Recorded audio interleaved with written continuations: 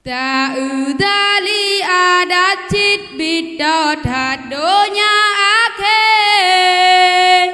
maksud mebagotat jut tempat kabeh lahe anu jitempoh ya jitempoh ma buddhat ganje jina dum di Aceh buat langkah nyoka terjadi akidah tan lambadan pergaulan ngenjahe mutamah lam narkoba penghancur generasi nah yang pegadra Allah di Aceh nyokalahe pegadra Nabi Isa di Aceh ka terjadi menyake ulama sidik tejut pe Yahudi nyopengikut daju halu darah dasumate nyokan haba kegura haba nyoka terjadi nyoban ka di Aceh sida preh bala Rabbi bener jaga anu nyawa hepama dengan ayah bener peduli Allah ne paso iman lam dada bene karasi kula sampehan di duri daya batan ne pebai anu pergaulan ne jaga betul makut ke Allah azab tat urut dema baik gara-gara anu mesiru lam nuraka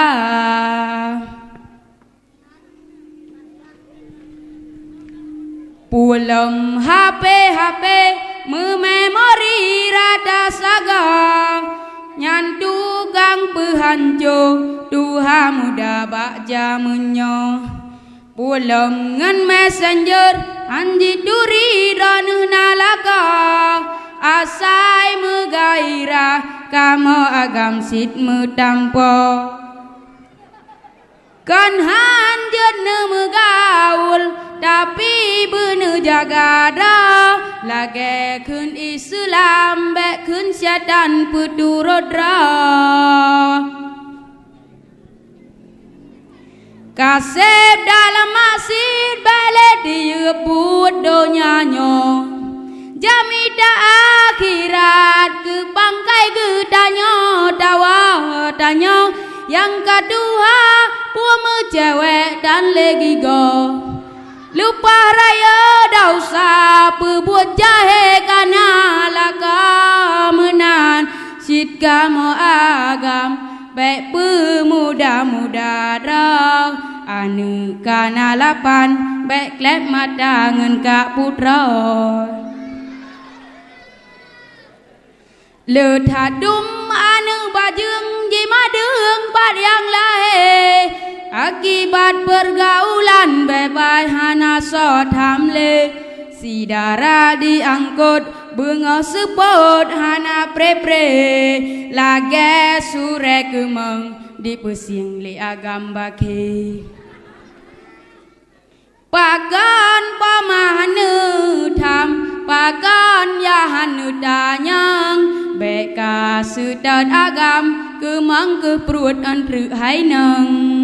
da udali adat sit bidat hadonya ke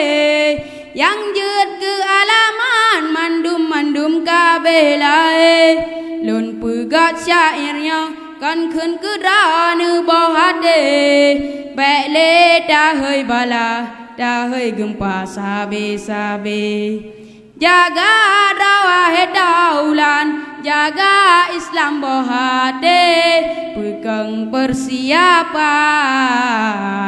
dah sambut perang Ba'al Mahdi jaga dakwah daulan jaga Islam bohade pegang persiapan dah dah sambut perang Ba'al Mahdi.